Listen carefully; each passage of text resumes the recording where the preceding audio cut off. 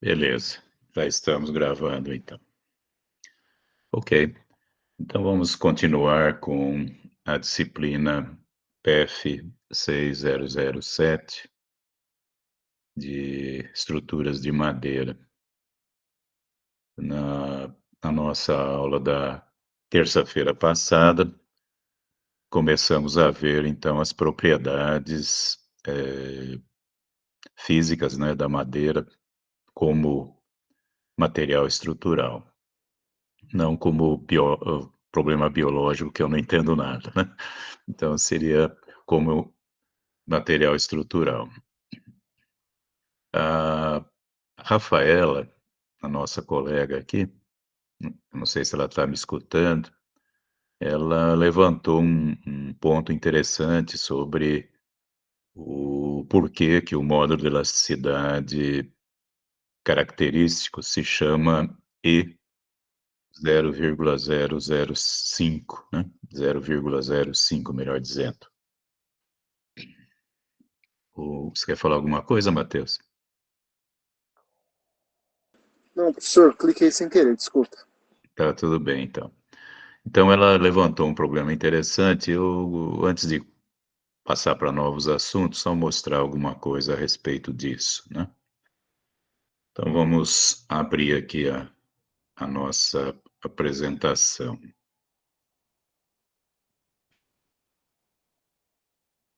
Isso. Uhum.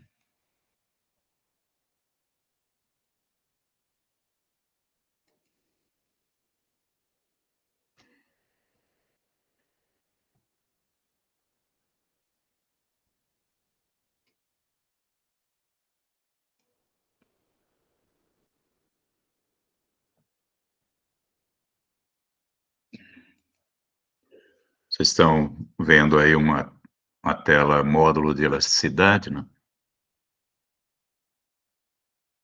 Não, não.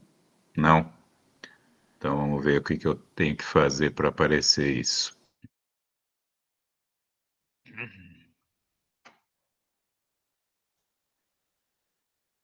Uhum, uhum, uhum. Vamos começar de novo então.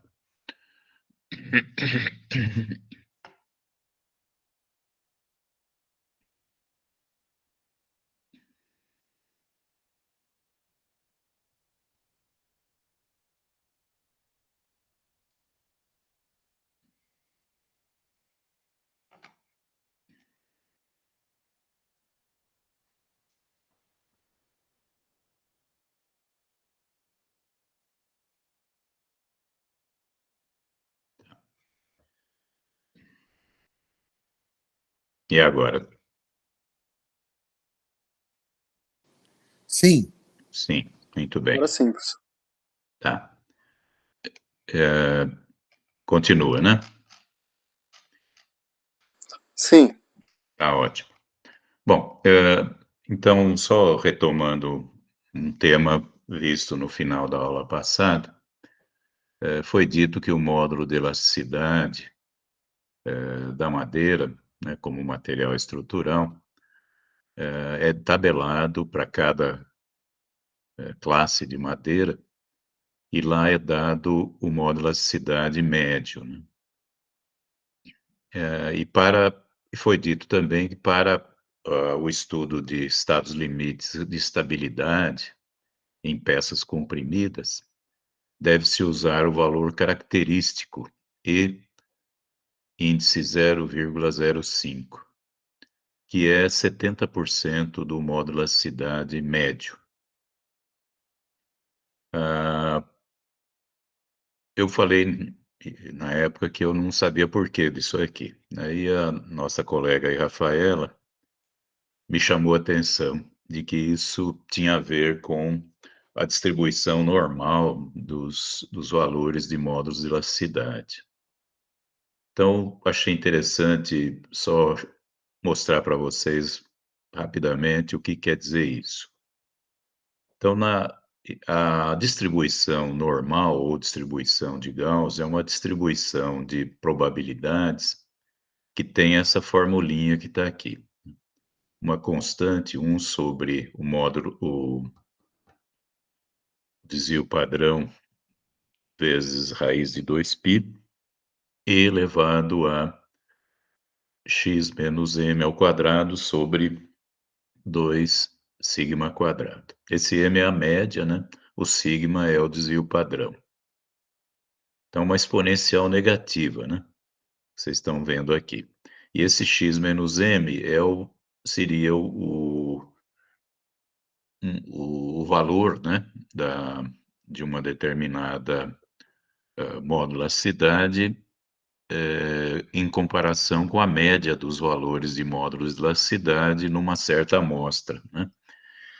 Para que se possa usar uma amostra e dizer que ela é uma distribuição de Gauss, uma distribuição normal, a gente precisaria ter pelo menos umas 33 amostras, né? Existe um teorema o teorema do limite central, que diz que a partir desse número mágico, os fenômenos naturais tendem a ter uma distribuição normal de probabilidades. Essa densidade de probabilidade, P minúsculo, se vocês integrarem para todos os valores, ela está normalizada para que essa integral seja unitária. E se nós queremos saber a probabilidade de ocorrência de alguma coisa, nós temos que pegar a função de distribuição, que é o P maiúsculo de x, que é uma integral do Pzinho de x, de menos infinito até o valor que vocês estão procurando. Então, a distribuição tem essa carinha que está aqui, né? Essa parece um sino, né?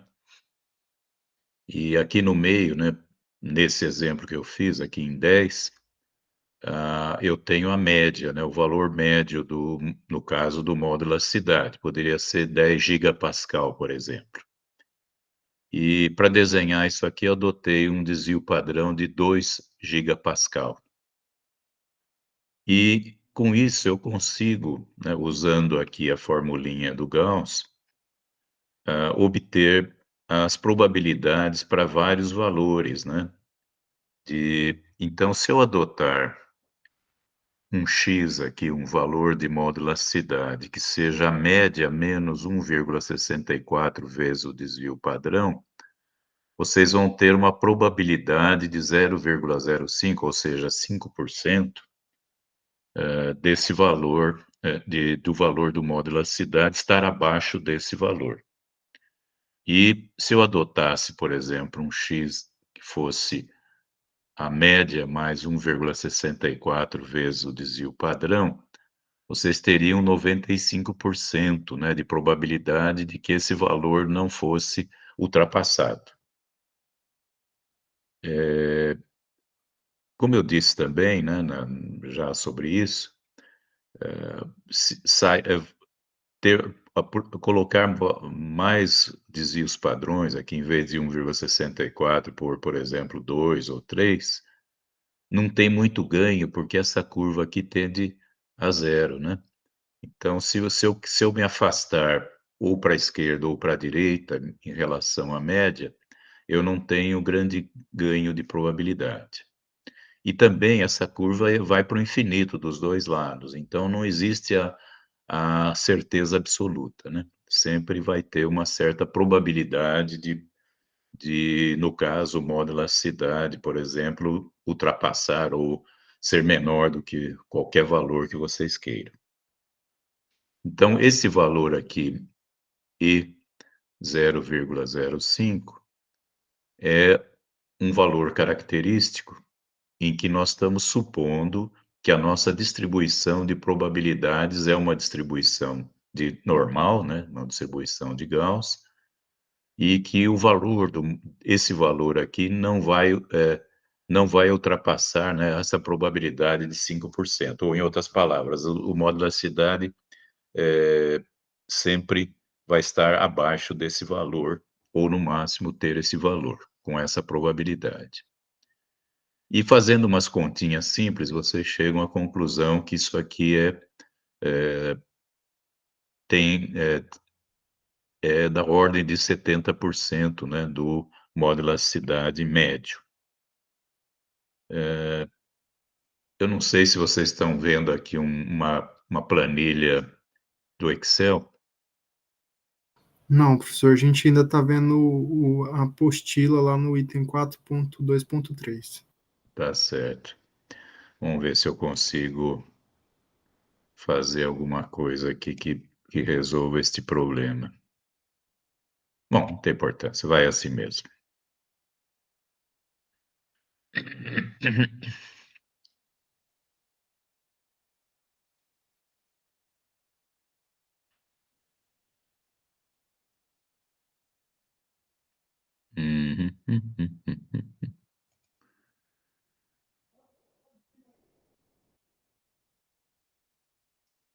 Tá. É, eu acho que agora vocês vão conseguir ver uma planilha Excel aqui. Sim, professor, estamos vendo a planilha. Tá certo. Ah,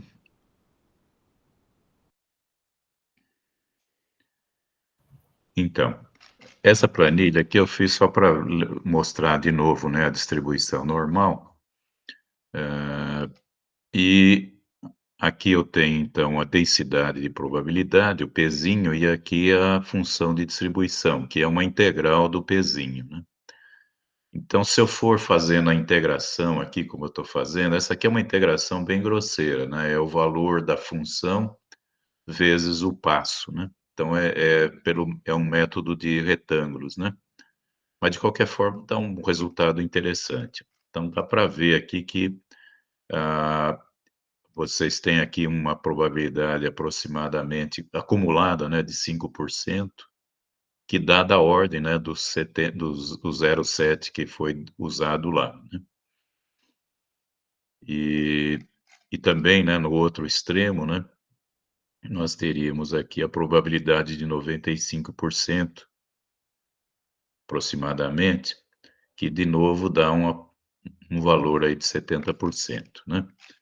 Então é uma aproximação que está sendo feita, né, para nos obtermos então os valores característicos.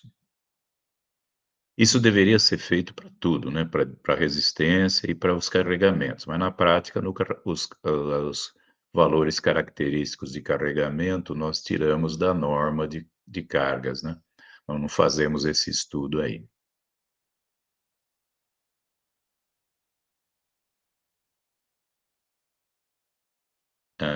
Vamos lá, vamos voltar então à nossa apresentação.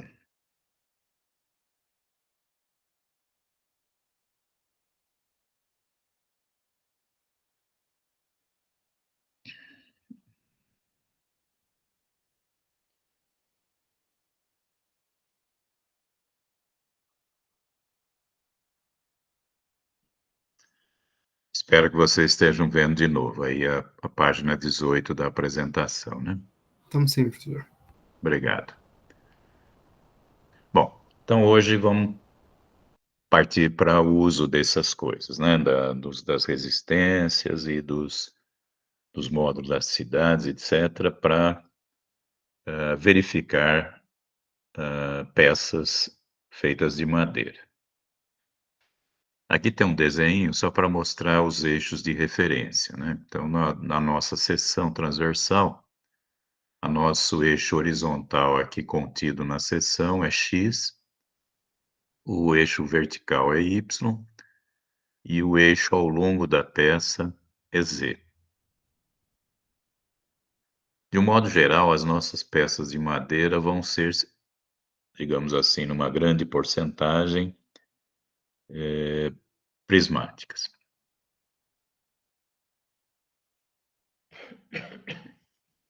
Bom, o primeiro tipo e o mais simples, esforço, é de tração.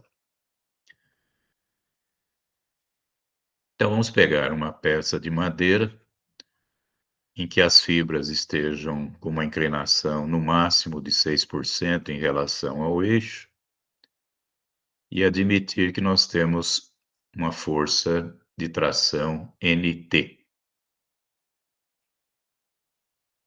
tensão atuante na nossa seção, devido ao NT de cálculo, esse Dzinho aqui é de design, né, de projeto, é a força de tração de projeto dividido pela área da seção, que tem que ser menor ou igual à resistência à tração a 0 graus em relação às fibras, de cálculo também, de projeto, de design. É uma coisa super simples, só que a resistência dos materiais praticamente pura, né? A única diferença é que os coeficientes de segurança, que os coeficientes de ponderação, são aplicados separadamente às forças e às resistências. E, como já dito na nossa aula de terça-feira passada, a resistência à tração é considerada como igual à resistência à compressão. Professor, Pois não. quando tá maior, as fibras estão maior do que os 6 graus, considera então a resistência transversal da madeira? Sim, nós vamos ver isso daqui a pouquinho, tá? Ah, desculpa. Não, pô, é bom você me lembrar. Ah, aqui tem eu esqueci de pôr uma coisa que está escrito aqui embaixo, né? O caso de inclinação de alfa maior que 6 graus aplica-se à fórmula de Hankinson, que nós já vamos ver. Bom, no caso da compressão, então, compressão lembra, né, sempre para nós o problema da estabilidade, né? Mas nós vamos ver também que para determinados casos a estabilidade não é um problema, né? São as peças pouco esbeltas, umas peças curtas, né? Como se dizia na versão anterior da norma. Nesses casos, onde não há problema de estabilidade, a resistência dos materiais é usada de novo, né? A tensão sigma, né, tensão normal, devido à força normal N de compressão de projeto ou de cálculo, né? Então, todas essas letrinhas têm algum significado, né? O N maiúsculo é a força normal. O C é compressão. O D é design, né? Projeto ou cálculo, conforme como vocês queiram. É a força de compressão de cálculo dividido pela área que tem que ser menor ou igual à resistência. Esse F minúsculo é a resistência. A compressão a 0 graus em relação às fibras de cálculo. E aqui, então, está dito que se passar de 6 graus, nós temos que usar, então, a chamada fórmula de Hankinson, que nós já vamos ver daqui a pouquinho qual que é. Na flexão simples reta, o que é flexão simples reta, né? Vocês lembrarem lá de resistência dos materiais, a flexão simples é aquela que nós temos momento fletor e força cortante. Então, o momento fletor pode variar ao longo da peça, devido à presença da força cortante. Se fosse flexão pura, né, aí só teria momento fletor constante e não teríamos força cortante. E reta quer dizer que o vetor momento está na direção de um dos eixos principais de inércia da nossa seção e não inclinado em relação a esses eixos. Tipicamente é o caso de vigas, né? Então, as vigas, nós temos aqui o vão teórico, que é a distância entre os eixos, né, e dos apoios.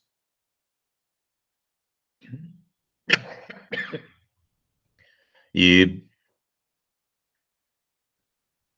tem algumas considerações aqui, mas o importante é que a tensão normal sigma, devido ao momento de cálculo, é o momento de cálculo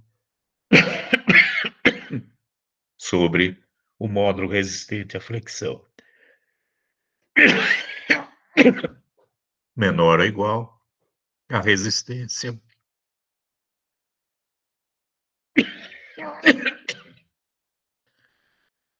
na flexão, que é considerada igual à compressão.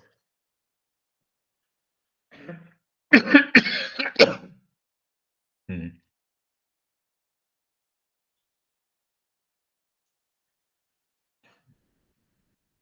O módulo resistente W é o momento de inércia dividido pela distância que vai do centro de gravidade até a fibra mais afastada. Nas peças simétricas, como por exemplo retangular, essa distância é igual. Numa peça retangular, o momento de inércia é base vezes a altura ao cubo sobre 12, e a distância seria a altura sobre 2. Então, o W é base vezes a altura ao quadrado sobre 6. A flexão simples oblíqua é quando o vetor momento está inclinado em relação aos eixos principais de inércia da nossa peça. E aí, então eu tenho que decompor esse momento nessas duas direções, usando o ângulo que o vetor momento forma com o eixo x, esse ângulo beta. Então, m cosseno beta vai nos dar a componente em x do momento. E m seno beta dá a componente em y. Tendo essa componente, nós dividimos o mx pelo wx, né, o módulo resistente em torno de x. Tendo a componente my, dividimos pelo wy, que é o módulo resistente em y. No caso de uma seção retangular, o wx seria base vezes a altura quadrado sobre 6, e o wy seria altura vezes a base ao quadrado sobre 6. Aí, com essas tensões devidas ao mx e devidas ao my, nós dividimos pela resistência a flexão, que, como foi dito, é a mesma da compressão,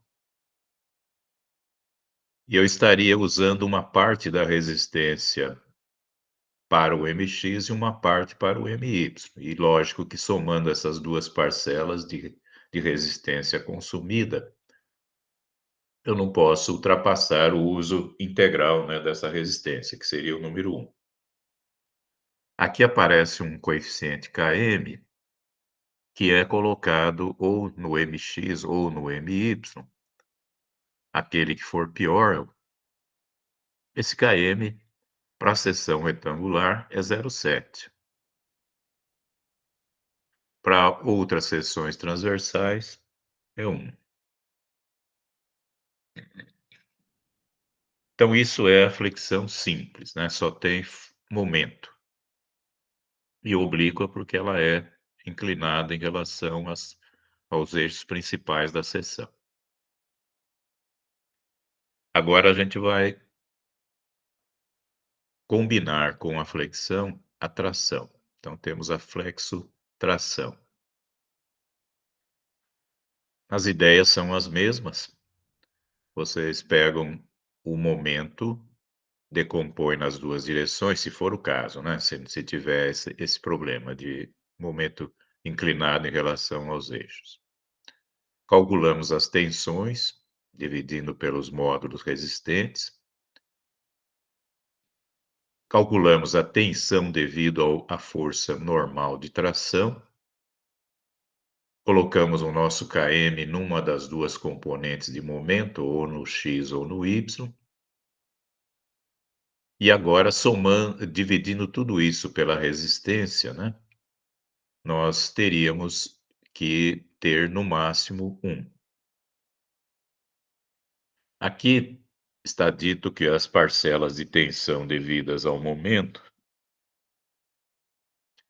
deve ser dividido pela resistência à flexão, e a parcela de tensão devida à força normal de tração devia ser dividida pela resistência à tração. Só que todos esses valores são iguais à resistência à compressão. Então, basta dividir tudo pela resistência à compressão. Se em vez de tração tivermos compressão, a coisa é muito parecida.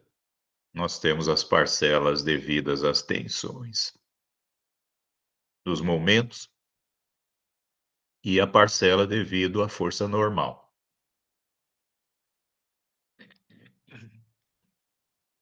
A diferença é que a parcela devida à força normal de compressão é elevada ao quadrado. E de novo, né, a nossa desigualdade, aqui está faltando um 1 aqui nessa equação, 4,17. Somando todas essas tensões divididas por resistência, nós teríamos que, no máximo, ter um 1 aqui.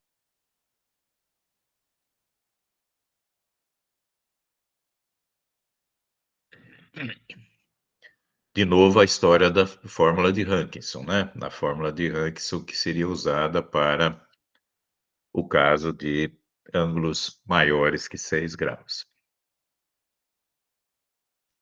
A fórmula de Hankinson foi falada na nossa aula passada, né? Vocês devem estar lembrados que ela levava em conta, então, a resistência a 0 graus e a resistência a 90 graus.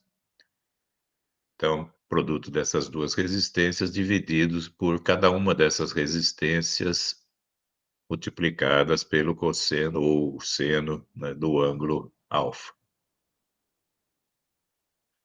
Então, só dar uma olhadinha se eu não comi bola aqui.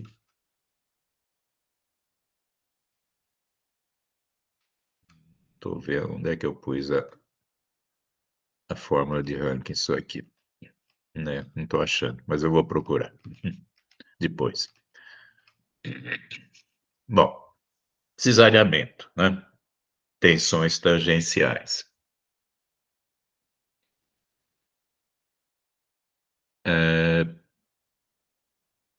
Tem duas ideias, né? O cisalhamento devido à força cortante pura, que é uma coisa relativamente rara de acontecer, seria o caso, por exemplo, de um console, né, de madeira com uma força aplicada nesse console. E nesse caso, então, de força cortante pura, a tensão de cisalhamento tal, na letra grega minúscula tal, de cálculo, seria a força cortante de cálculo dividido pela área da seção, que tem que ser menor ou igual à resistência ao cisalhamento de cálculo. Aqui tem uma simplificação permitida pela norma, que diz que se na falta de determinação experimental, a gente pode adotar para as madeiras coníferas, né, os pinhos, as madeiras brancas moles, 12% da resistência à compressão. E para as folhosas, né, que antigamente se dizia dicotiledôneas, que são as madeiras mais escuras, mais rígidas, né? Normalmente madeira nativa, enquanto que as coníferas normalmente são madeiras de reflorestamento. Nas folhosas se pode adotar 10% da resistência à compressão. O caso mais comum de tensões de cisalhamento são aquelas devidas à flexão. Como vocês devem saber, né, devem lembrar, a ideia básica é como se a peça de madeira fosse composta de várias camadas de madeira e coladas essas camadas uma nas outras, né? Que essa cola entre parênteses, entre aspas, é justamente a resistência ao cisalhamento da madeira. no caso de madeira maciça. Claro que no caso de madeira laminada ou lamelada, né, colada, fica muito mais fácil caracterizar essas camadas de madeira. Nesse caso, a tensão de cisalhamento, o tangencial, tal, de cálculo, vai ser a força cortante de cálculo, VD, vezes um S, que eu já vou dizer o que é, sobre B, que é a largura da seção naquele nível, e sobre o momento de inércia da seção. E essa tensão tem que ser menor que a resistência ao cisalhamento, a resistência tangencial. Então, aqui está explicado, né? Esse S é o momento estático da área acima da fibra considerada em relação ao CG da seção. Aqui seria bom uma figurinha, infelizmente eu não tenho aqui uma figurinha, mas a ideia é que vocês peguem a seção e vão analisar cada uma das ligações, entre aspas, né, entre as camadas. Então, vocês têm uma parte da viga que está acima desse nível. Se vocês pegarem essa área que está acima desse nível e multiplicarem o centro de gravidade dela, a distância do centro de gravidade dessa área até o centro de gravidade da seção, vocês têm um momento estático, né? Área vezes distância. Claro que esse momento estático varia, porque vocês estão analisando vários níveis, né? Um nível importante é o nível do centro de gravidade, onde normalmente nós temos a máxima seção, a máxima tensão de cisalhamento. É o caso, por exemplo, nas vigas de seção retangular, né? Nesse caso, a largura B, que aparece aqui na fórmula, na parte de baixo, é constante. A altura é H, né? E a área é P vezes H. Nesse caso, então, para calcular a tensão de cisalhamento máxima que acontece no centro de gravidade da peça, vocês teriam a área acima desse centro de gravidade, que é B vezes H sobre 2, vezes a distância que vai do centro de gravidade dessa área até o centro de gravidade da seção, que é H sobre 4. Fazendo todas essas continhas e também lembrando que o momento de inércia de uma seção retangular é base vezes a altura ao cubo sobre 12, nós caímos nessa formulinha simplificada que só vale para a seção retangular, em que a tensão máxima que acontece na fibra do CG da seção retangular é 3/2, né, 1,5 vezes a força cortante dividido pela área. Isso aqui é uma simplificação dessa fórmula geral que está aqui, dessa 419. Essa 420 é uma simplificação que vale para seções retangulares. 3/2, 1,5, da força cortante sobre a área. Tudo aqui é de cálculo, né? E que tem que ser menor que a resistência ao cisalhamento de cálculo. Um outro tipo de esforço solicitante em que aparecem tensões tangenciais é a torção. A norma brasileira, aqui ela dá um golpe, né? Dá uma simplificada que eu acho muito boa, tá? Ela diz simplesmente, olha, evite torção. Ponto. Ela não ensina, não diz como determinar tensões na torção. Ela simplesmente fala, olha, não faça isso, né? Não projete estruturas de madeira onde ocorra torção em alguma peça.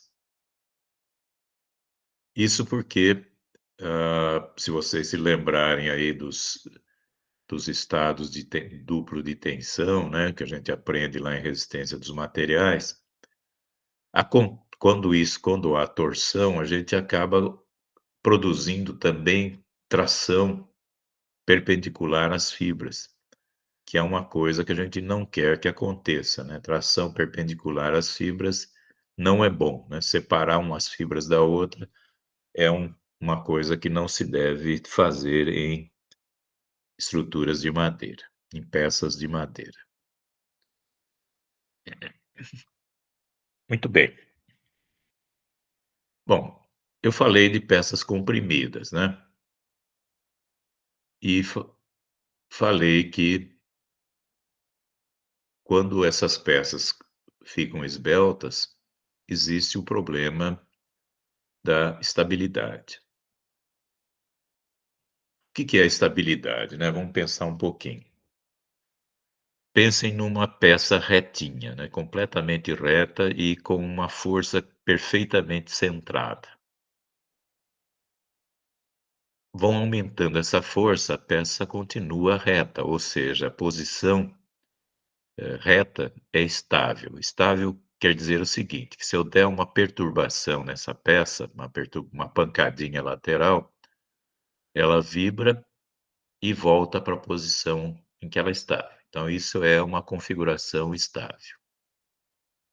Mas, a partir de um certo valor chamado crítico, né, da carga de compressão, se eu der uma perturbação lateral na minha coluna, ela vibra, mas não volta para a posição original reta, né? Ela vai procurar uma outra posição, se existir, né? Uma outra se essa outra posição for possível, né? Se a peça não quebrar antes disso, né? Então a posição reta deixa de ser estável e a configuração alternativa, se ela existir, passa a ser estável. Isso tudo é muito bonitinho se existisse uma peça perfeitamente reta e se existisse uma força perfeitamente centrada. Só que isso não é verdade, né? A gente sabe que na prática as peças não são perfeitamente retas e também sabemos que na prática as cargas não são perfeitamente aplicadas centradas, né? Então, o que nós realmente temos não é um problema de estabilidade, não é a flambagem clássica que se aprende em resistência dos materiais. O que nós realmente temos é flexocompressão, né? Nós vamos ter flexão e compressão. Claro que o fato dessa peça ser esbelta, né, faz com que se ela tiver uma curvatura, a presença da força de compressão faz com que essa curvatura aumente, né? É como um arco, né? Um arco de flechas, né? Se vocês apertam a extremidade do arco, ele se encurva cada vez mais, né? Então é por isso que a gente tem que trabalhar com esse problema, né? Entre aspas, de estabilidade, mas não é um problema de estabilidade de verdade, tá? Não é flambagem. Flambagem é ficção matemática, é uma coisa que foi sonhada lá pelos matemáticos do século XVIII, XIX, mas na engenharia isso não existe. O que existe é flexão e compressão, sabendo que a flexão cresce por causa da presença da força de compressão. A medida da esbeltez de uma peça comprimida é dada pelo índice de esbeltez, né, que é o lambda, essa letra grega minúscula lambda, que é o comprimento chamado de flambagem, tá? Eu ponho aqui entre aspas, em cada sentido da nossa peça, dividido pelo raio de giração naquele sentido. O raio de giração é a raiz quadrada do momento de inércia dividido pela área. O momento de inércia tem unidades, né, que vocês sabem, de metro à quarta, né? E a área de metro quadrado. Então, o resultado dessa conta é metro quadrado, tirando a raiz é metro. Então, o raio de giração é em metros. E o comprimento de flambagem também é em metros. Então, isso aqui é um adimensional. Esse lambda é um número puro que mede a, a esbeltez da peça. É a comparação entre o comprimento dela e as propriedades da seção, né? Um camarada gordo como eu, né, é um cara pouco esbelto, porque tem um comprimento pequeno em relação à barriga, né?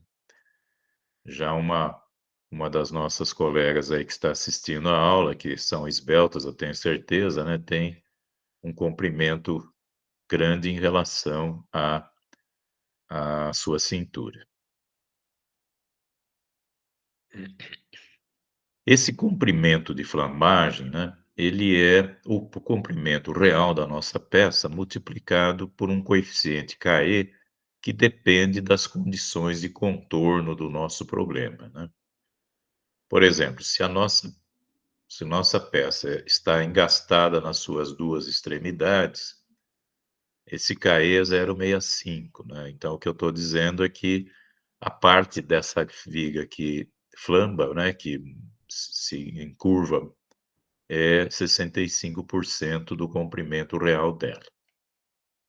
Se ela é biapoiada, né, apoiada simplesmente nas duas extremidades, é o próprio comprimento. Se é engastada numa extremidade e apoiada no outro, seria 80%. Se for uma viga em balanço, né, engastada só numa extremidade e livre na outra, nós teríamos 2 vezes, um pouquinho mais que 2 vezes do comprimento, e assim por diante. Esses KEs, então, eles alteram o comprimento renal, da peça para obtermos um comprimento chamado de flambagem, né, que não é, como eu disse, flambagem mesmo, né. Flambagem de verdade, quer dizer, é um fenômeno matemático que foi bolado, né, pelo grande Euler, né. Ele e isso já no século, 18, né, da nossa era, em 1700 e pouco.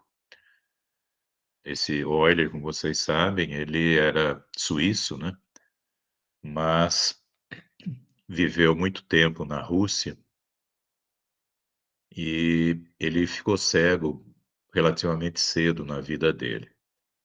E apesar disso, ele escreveu 400 trabalhos de matemática depois de ficar cego. Ah, depois teve vários outros grandes matemáticos que trabalharam no problema, e eu acho que o texto definitivo sobre o problema de estabilidade foi escrito pelo Timoshenko, né, Timochenko, ucraniano, que, como vocês talvez saibam, fugiu da Ucrânia na época que o comunismo tomou conta lá, no por volta de 1919, foi para os Estados Unidos, onde se tornou um grande professor, primeiro na Universidade de Michigan, na cidadezinha de Ann Arbor, e depois, quando ele sentiu que já estava ficando velho e precisava de um lugar mais quente, na Califórnia, né? Foi na Stanford, né, em São Francisco. O livro dele, Theory of Elastic Stability, a teoria da estabilidade elástica. E muitos consideram, então, o Timochenko como o maior engenheiro estrutural do século XX. Como nós estamos no século XXI já, né? Tem por aí outros grandes engenheiros estruturais. O que diferencia, né, o estudo atualmente é o que eu falei para vocês, né? Na época do Timochenko e antes, se considerava a possibilidade, né, de uma peça ser reta, né, e o carregamento ser perfeitamente centrado. Hoje, as normas no mundo inteiro, né, no Brasil principalmente, mas no mundo também, partem da ideia de que isso não existe, né, que as estruturas têm naturalmente imperfeições. E essas imperfeições influem no valor da resistência de peças comprimidas. Então, tendo esse lambda, né, esse tal índice de esbeltez, nós podemos fazer umas continhas aqui, dividir por π e multiplicar pela raiz quadrada da resistência característica à compressão, dividido pelo modo elasticidade característico, né, aquele 0,05, para obter aqui um lambda relativo, né? Então, o lambda relativo na direção x e relativo na direção y. E com esses lambdas, nós fazemos aqui umas continhas que a norma brasileira, na sua edição agora de 2022, a NBR 7190 de 2022, nos fornece essas relações aqui, esses Ks, KCX e KCY, né, que dependem dos lambdas, e depende de um Kx e de um Ky, cuja fórmula está aqui, que por sua vez depende de um beta, né? E com isso a gente gera esses casinhos que vão aparecer na fórmula da flexão composta com compressão ou flexocompressão, afetando a primeira fração, onde aparece a tensão devida à força normal de compressão. Então, essa parcela, onde aparece o sigma, a tensão normal devida à força normal de compressão, de cálculo, que antes era dividida apenas pela resistência à compressão de cálculo, agora passa a ser dividida por essa resistência multiplicada por esse casinho. É aqui, então, que entra o efeito dessas imperfeições, né? E que acabam afetando, então, a resistência à compressão e, claro, que também leva em conta a esbeltez da peça. Eu vou mostrar daqui a pouco para vocês uma planilha, né, Excel que faz essas continhas para nós, né? Calcula esses Ks para podermos ter essas tensões aqui calculadas e adicionando aqui o efeito dos momentos fletores, nós teríamos então no total uma soma aqui de parcelas que não deve exceder 1. Uma outra situação, né, na prática em que nós temos problemas que têm a ver com a estabilidade é no caso de vigas fletidas. Vocês já devem ter pensado que numa viga fletida, por exemplo, biapoiada, em que nós temos momento fletor positivo, a face de cima da viga é comprimida e a face de baixo da peça da viga é tracionada.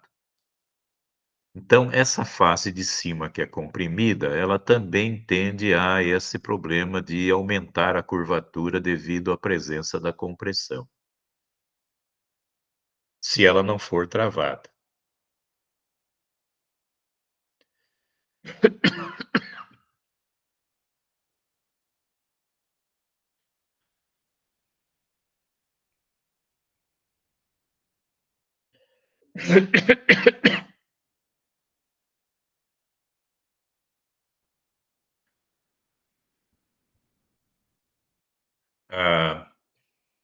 Um caso em que elas seriam travadas seriam, por exemplo, em assoalhos, né?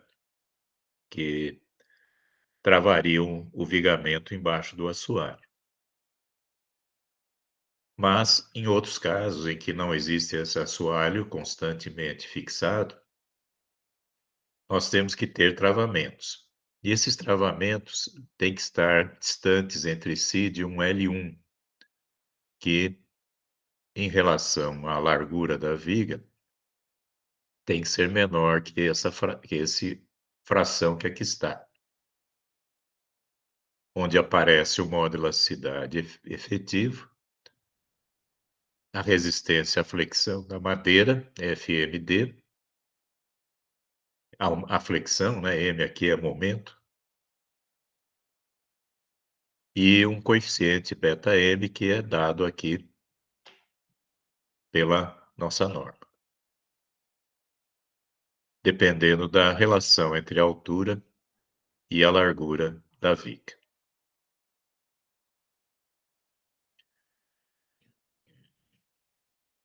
Bom, até agora nós falamos de colunas maciças, né? Compostas de uma única seção, por exemplo, uma seção retangular. Mas é muito comum que se tenham peças comprimidas compostas de várias peças retangulares. Então, seria a estabilidade de peças compostas por elementos justapostos, solidarizados continuamente ou não, né? No caso de ser descontínuo, então a gente precisa estudar isso com um pouquinho mais de carinho. É esse caso aqui, né?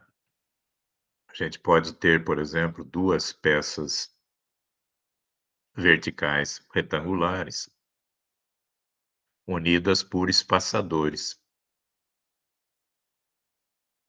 A distância entre os espaçadores seria L1. Outra possibilidade seria unir essas peças com tábuas, né, laterais pregadas a essas peças.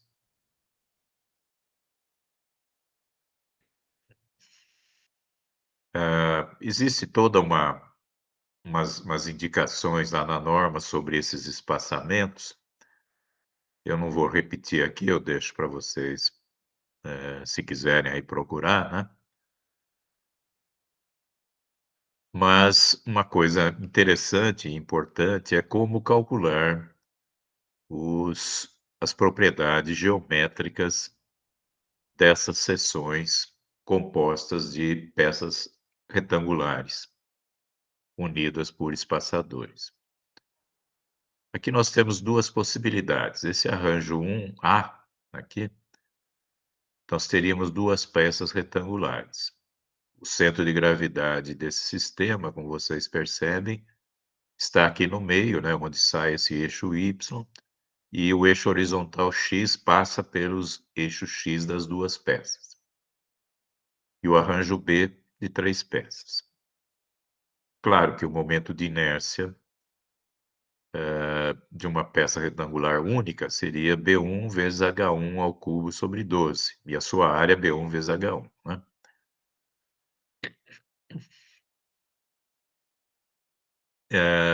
Se nós tivermos, então, uma seção composta por 2 elementos, a área total é 2 vezes a área de um elemento, isso não tem dúvida nenhuma.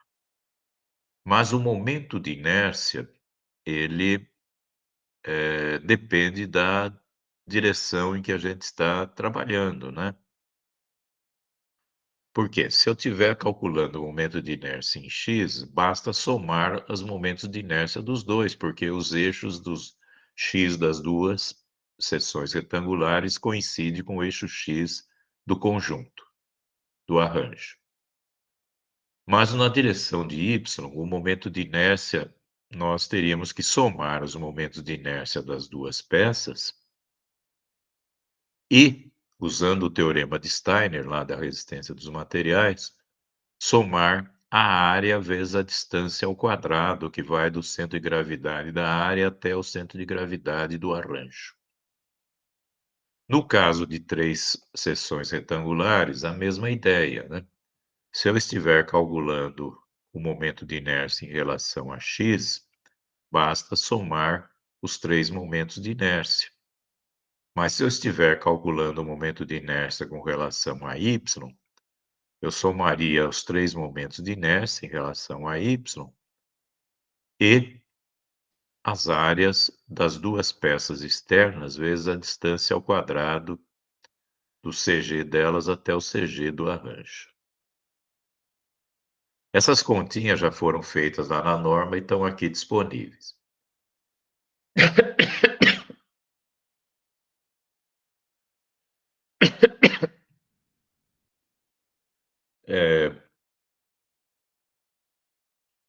Só que, né, como esse momento de inércia,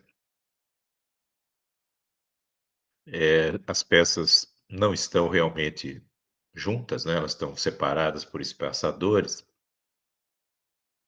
nós temos que dar uma diminuída nesse momento de inércia e, consequentemente, aumentar a esbeltez. Então, a esbeltez em direção a Y, ela é modificada, né? Nós temos aqui uma parcela nessa raiz quadrada, que é L vezes a raiz da área total da seção sobre o momento de inércia total, que é calculado aí, como eu falei.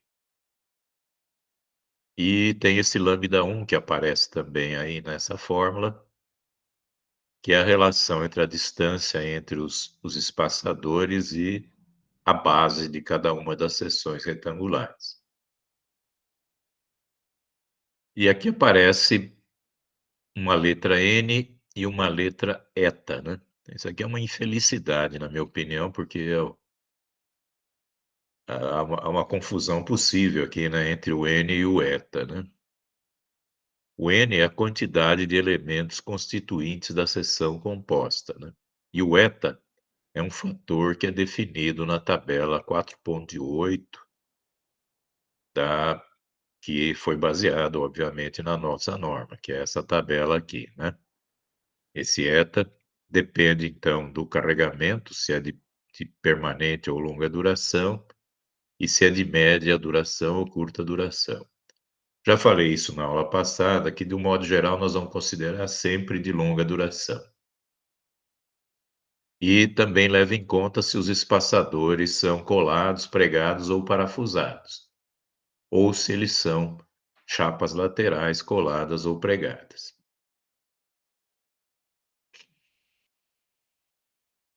Muito bem, eu vou parar aqui, antes de entrar em estados limites de serviço, para mostrar para vocês, então, as nossas,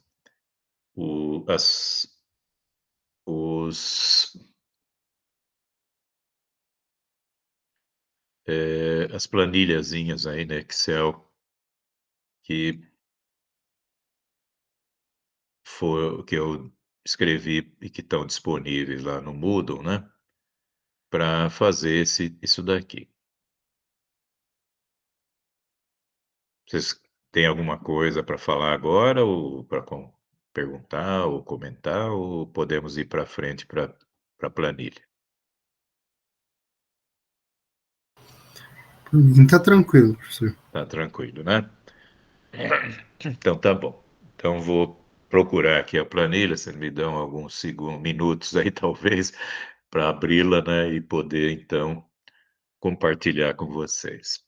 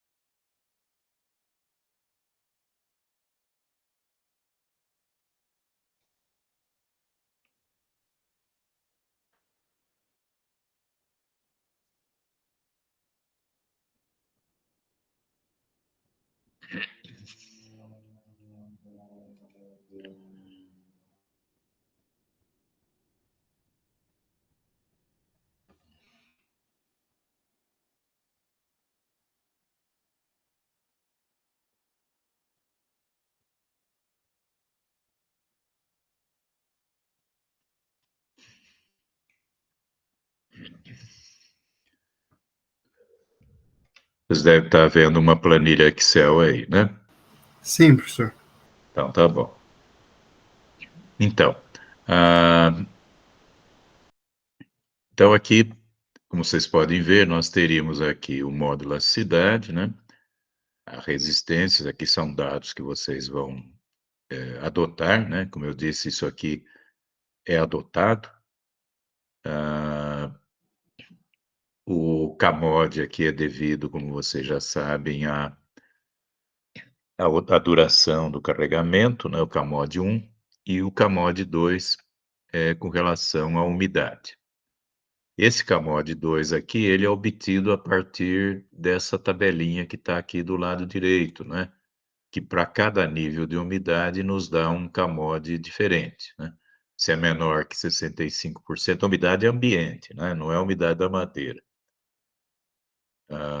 O CAMOD seria 1, se tiver entre 65 e 75, 0,9 e assim por diante.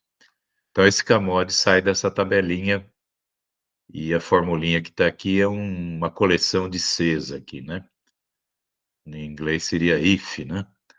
E esses Cs aqui, eles vão pegar o valor que nós queremos para cada caso.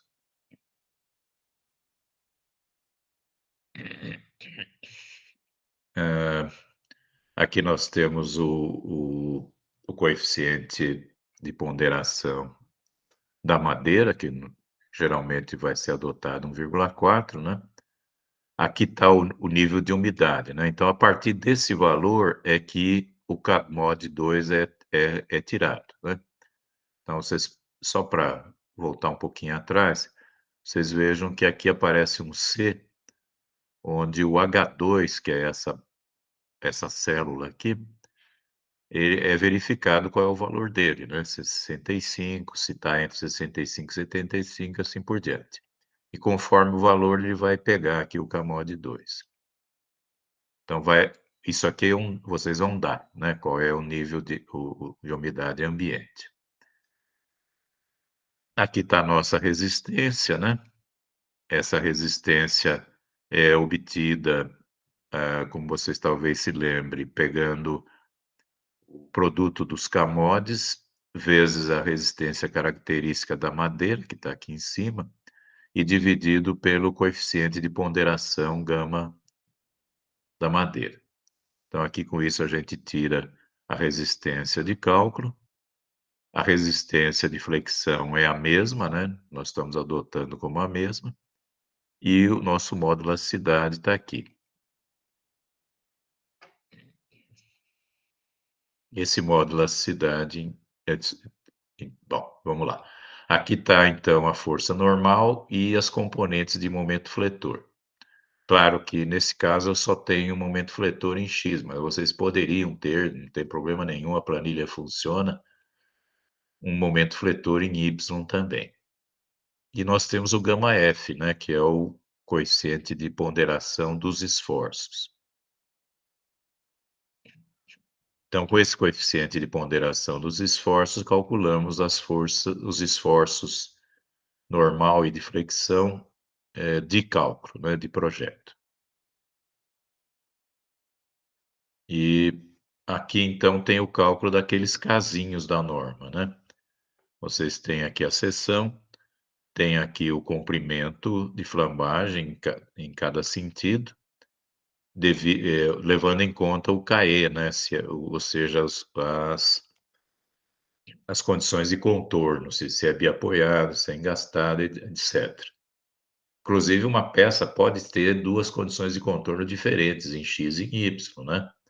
Ela pode ser engastada nas duas extremidades, em X, por exemplo, e livre em Y, enfim, pode ter qualquer combinação.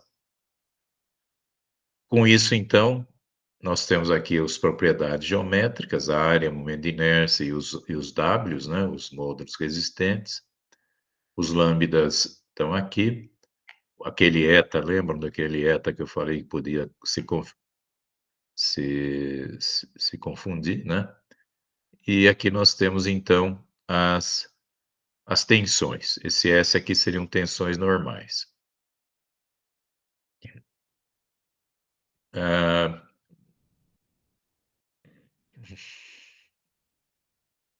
tem uma coisinha que eu não chamei a atenção, é que os lambdas relativos, né,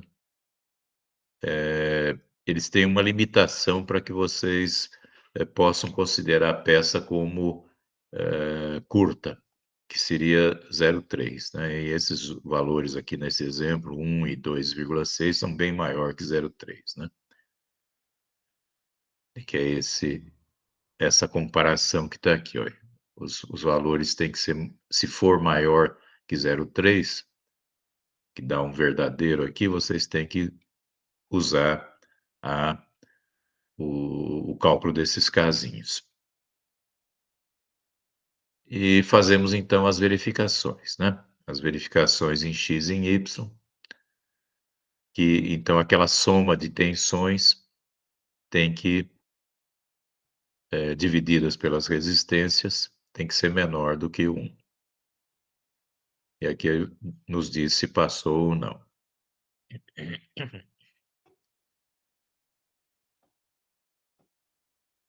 Professor, nesse caso aí, se o lambda, o lambda efetivo, naquele que a gente calcular, for maior que 0,3, maior que 0,3, não, menor que 0,3 cai naquele caso mais simples. E Cai. se for maior que 0,3, ele cai naquele caso mais complexo, que é o que a gente está fazendo. É esse É isso, exatamente. né? É isso que você entendeu direito, é isso mesmo. Beleza. Já que eu estou com o Excel aberto aqui, deixa eu mostrar uma coisinha para vocês. Vocês estão enxergando essa outra planilha aqui, não? Não, nós estamos na anterior Na ainda. anterior ainda. Então, vamos lá. Vamos ver o que nós podemos fazer aqui para mostrar essa planilha aqui. Vou voltar aqui aqui. Interromper essa apresentação e apresentar uma outra. Essa daqui.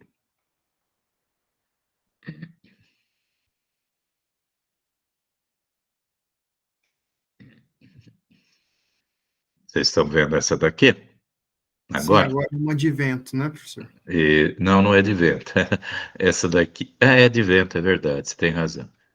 É só mostrando aqui, se nós vamos chegar lá depois, mas é só para mostrar aqui o cálculo de pressões de vento e tal.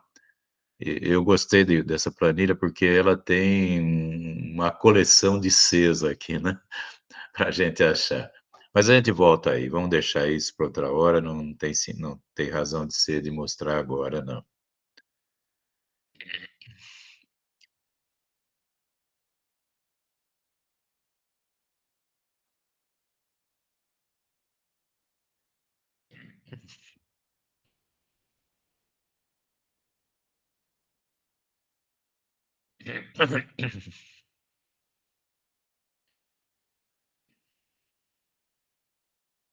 Ok. Vamos voltar então à nossa aquela primeira apresentação aqui.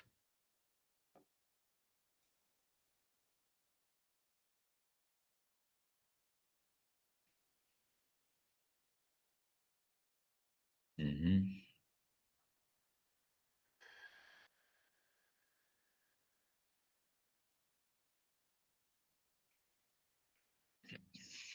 Ok. Então voltamos àquele texto, né?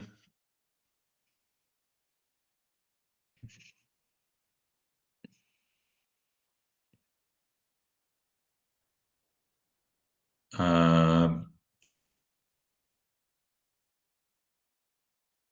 então, nós vimos até esse momento a verificação de estado limite último, né? Aquele estado limite em que a peça romperia, né? Quer dizer, a estrutura cairia ou deixaria de funcionar em uma parte dela completamente. Mas existem outros tipos de estado limite, que são os estados limites de serviço, né? que são aqueles que, por sua ocorrência ou repetição ou duração, causam efeitos estruturais que não respeitam as condições específicas para o uso normal da construção. Mas isso não quer dizer que ela não que ela caiu, né. Ela está lá ainda, mas não está, em seu uso normal. Ah, onde isso aí, então, seria caracterizado por danos ligeiros ou localizados que comprometem o aspecto estético da construção ou a sua durabilidade. Um outro estado limite de serviço é o estado limite de deslocamentos excessivos, né, flechas excessivas, que também comprometem o aspecto estético, né. Em princípio, se você tiver uma estrutura com flechas, muito grandes e visíveis, né, além de comprometer o aspecto estético, vocês também teriam problemas até de ordem, psicológica, né, as pessoas não se sentiriam bem em ocupar essa estrutura. E outro caso interessante que é da minha área, né, de pesquisa, que é o de vibração excessiva ou desconfortável. De um modo geral, o que a gente tem aqui é aquilo de que vocês sempre têm quando nós estamos trabalhando com estados limite. É sempre uma desigualdade, né, entre o que está acontecendo e o limite. Então, se vocês calcularem, por exemplo, uma flecha ela tem que ser menor que a flecha limite. Se vocês estiverem calculando a amplitude de vibração, vocês vão ter que ser que essa amplitude de vibração tem que ser menor que a amplitude limite de vibração.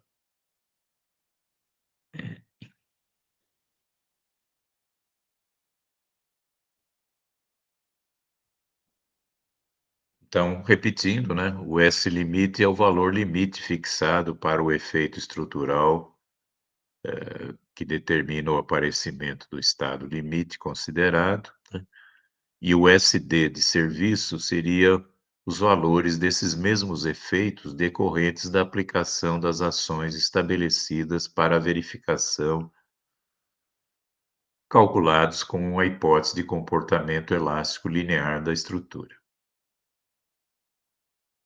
Aqui tem uma nota importante, né, que na verificação dos estados limites de serviço deve ser considerado o valor médio do módulo elasticidade, né, que é aquele que consta da das tabelas, que nós vimos na nossa aula passada, né, aquelas tabelas 2 e 3 da norma, que nos dão esse módulo elasticidade para cada tipo de madeira, cada classe de madeira. A tabela 2 é para, madeiras, naturais, né, madeira de extraídas da natureza, e a tabela 3 para madeiras, de, reflorestamento, né, e peças compostas, então, com essas madeiras. E nessas tabelas vocês têm lá a classificação, né. Então tem a classificação, por exemplo, D20, o D30, D40, seriam madeiras folhosas. Esse D vem da antigo nome que era dicotiledônia. Então uma D40 seria uma madeira folhosa, com uma resistência característica à compressão a 0 graus de 40 MPa. Uma madeira C20, por exemplo, ou C40, ou coisa desse tipo, seria uma madeira conífera, né, com uma resistência característica à compressão a 0 graus de 20 ou 30 MPa. Então, como foi dito, os estados limites de serviço mais importantes, né, aqueles que nos interessam mais, são os de deslocamentos excessivos e de vibrações excessivas.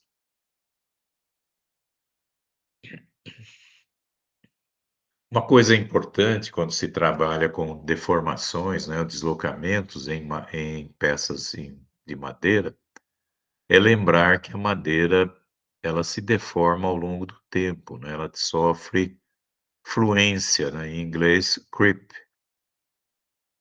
Fluência é uma deformação que cresce com o tempo, né? Vocês têm uma deformação instantânea após a aplicação da carga, e essa deformação, decresce com o tempo, se a carga for mantida. Claro que não cresce indefinidamente, né? Ela vai tendendo a um valor limite. É uma curva tipo uma exponencial, né? Que vai tendendo para um valor limite.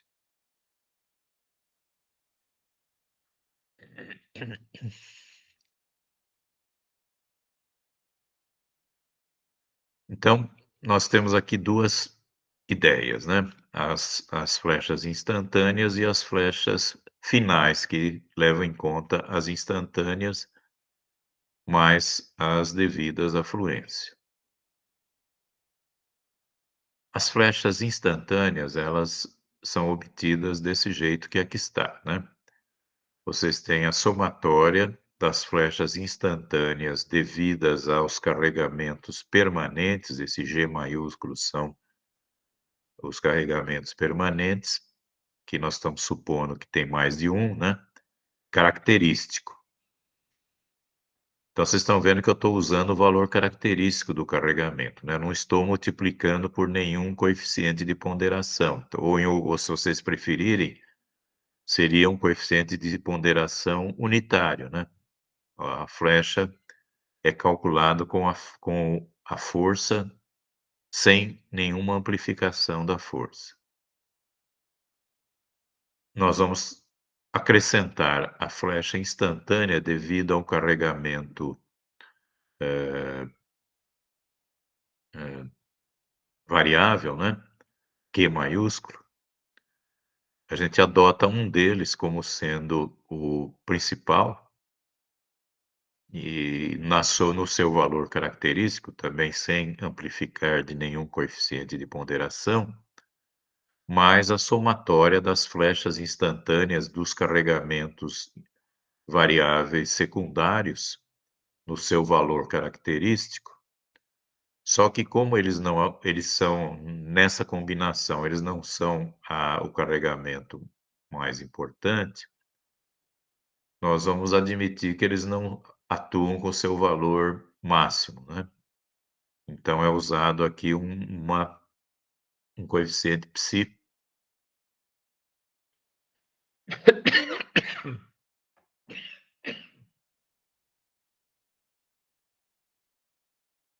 que é dado pela norma NBR 8681.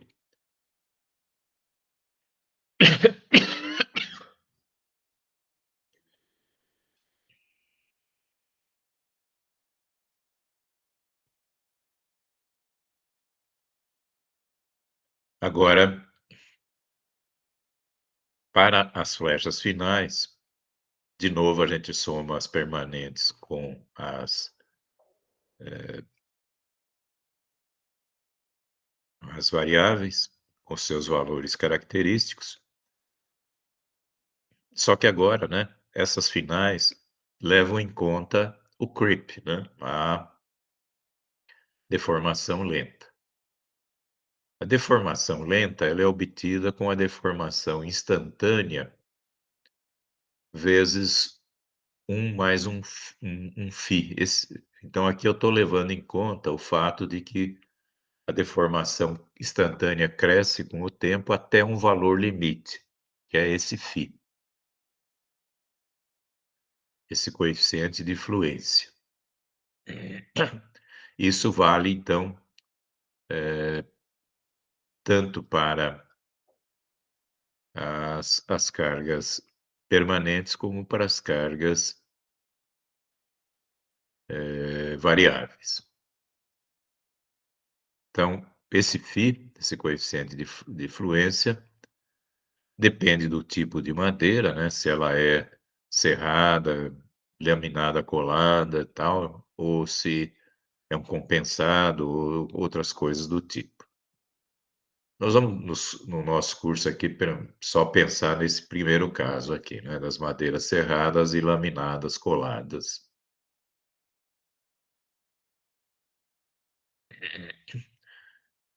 Bom, então, calculadas essas flechas, nós podemos, então, comparar com as flechas limites dadas pela norma, na sua tabela 410, os limites de deslocamento.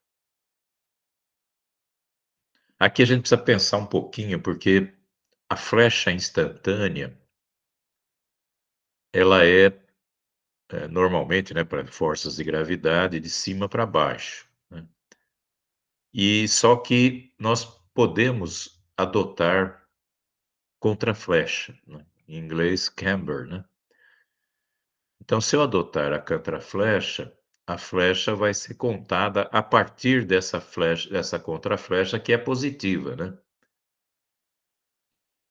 E, e a partir dessa posição agora somar então a deformação lenta. Então, a flecha final líquida, a partir da configuração inicial reta da viga, que é chamada de net, né, de deslocamento líquido final, nós subtraímos nosso delta final da contraflecha, né, o camber aqui, o delta camber. Para entender melhor isso aqui, é bom fazer um desenho, tá? E na norma tem esse desenho, eu não copiei aqui, mas ela, esse desenho é interessante para se entender isso aqui, né? A gente tem contraflecha e a partir da contraflecha temos a delta, o deslocamento.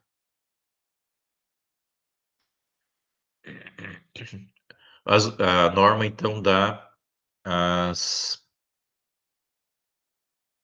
limitações, né? Então aqui as nossas limitações estão aqui, eu acho que não cabe comentar, mas é só dizendo o tipo de apoio, né? Se é biapoiado ou contínuo, ou se é são vigas em balanço. E conforme, então, qualquer desses casos de condições de contorno, nós temos as limitações para a flecha instantânea, para a flecha final e para a flecha líquida, né? Aquela em que a gente desconta a contraflecha. Claro que essa contraflecha tem também suas limitações, né? Não pode ser qualquer coisa, né? Se você tem lá uma flecha de 5 centímetros, sei lá, ou 10 centímetros, e quer colocar uma contraflecha de 5 ou 10 centímetros, não pode, né? Nem sempre pode. Ela tem limitações. A limitação é 2/3 do deslocamento instantâneo permanente. Professor, Pode falar. uma questão que eu sempre fiquei em dúvida é que eles só colocam, na norma, eles só colocam vigas em balanço, biapoiada ou contínuas. Uma estrutura muito comum em estrutura de madeira é a gente utilizar para telhado, colocar treliça, entre outros elementos estruturais. Por que eles só colocaram viga e viga biapoiada em balanço, não aplicaram para treliça, outras estruturas de cobertura, alguma coisa que nem é na norma de aço? O senhor sabe o porquê disso? Bom, o porquê é que vigas de treliçada são extremamente rígidas, né? Então ela não tem problema de flecha, né? Ah, sim. Tá?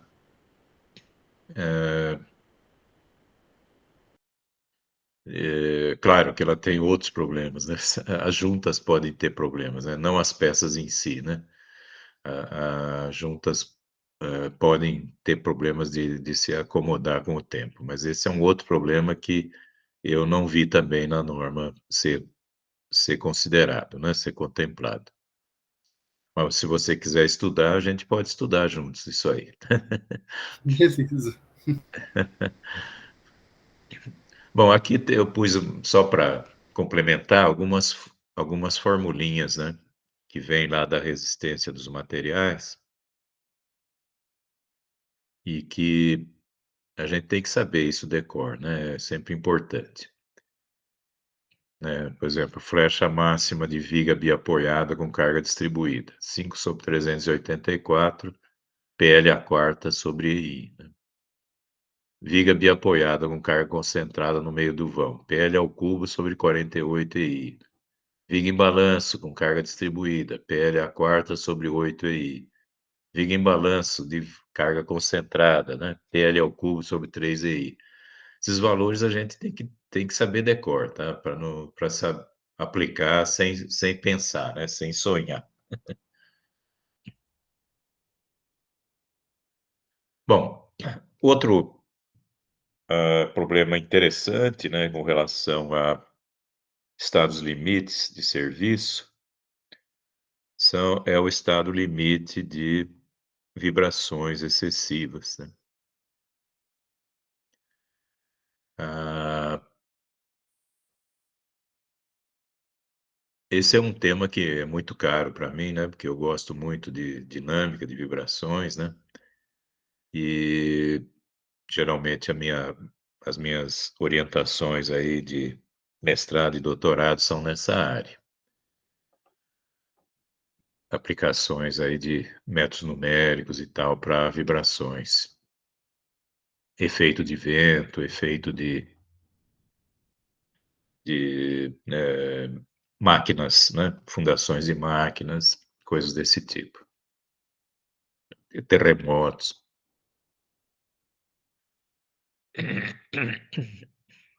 Bom, o que acontece então?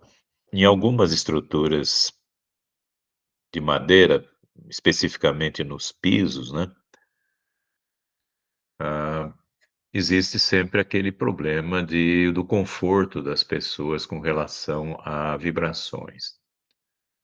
A pessoa sente essas vibrações e pode até achar que a estrutura não está saudável, né? Não está segura, né? Mas geralmente o problema é de conforto, né? Dificilmente vibrações causam problemas estruturais. Geralmente elas só causam problemas de conforto das pessoas. O andar das pessoas é geralmente na frequência de 2 Hz, ou seja, 2 passos por segundo. Então, nós devemos evitar, né, esse 2 Hz na nossa estrutura e também evitar múltiplos desse 2 Hz, porque você pode ter mais de uma pessoa andando, né, fora de fase.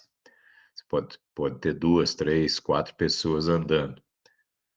Então, a norma de madeira exagera, né? Ela diz que a gente tem que fugir, tem que ter frequências acima de 8 Hz.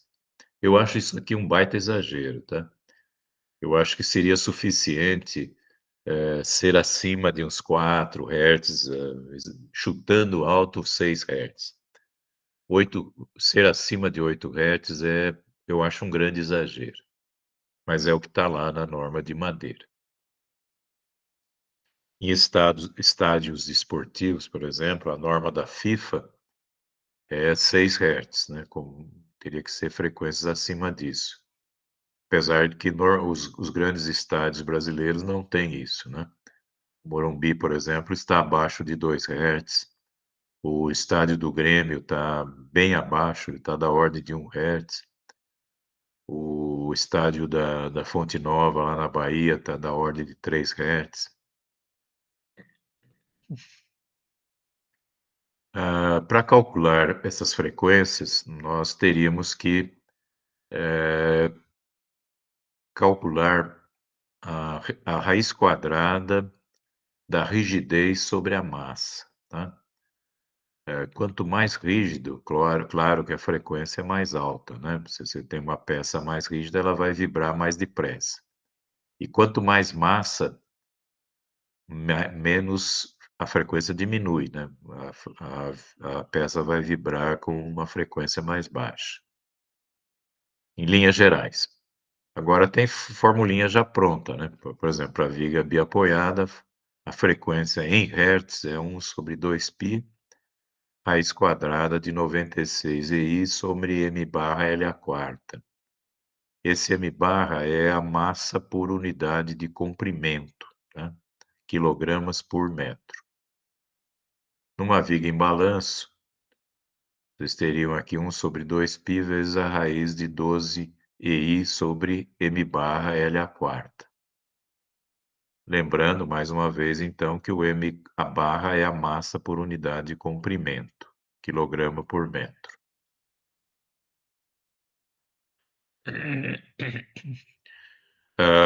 No caso de placas de madeira, que a gente vai ver um pouquinho depois, eu tenho um livrinho que eu escrevi aí, em chapas, placas e cascas em engenharia aeroespacial, mas que também serve para engenharia civil, tá? Não se preocupe.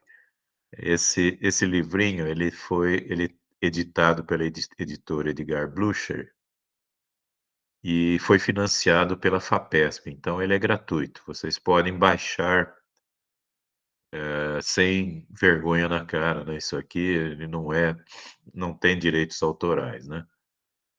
A FAPESP que pagou a edição desse livrinho.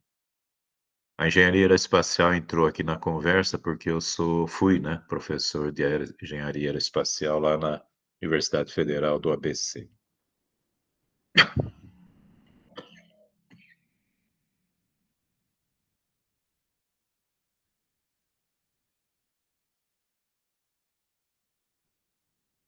Bom, então, esse é o de hoje, tá? Não vou continuar mais do que isso. Já tem bastante, né? Nós já vimos aí a verificação de estado limite último de peças estruturais e a verificação de estado limite de serviço de peças estruturais de madeira. Eu vou interromper aqui a gravação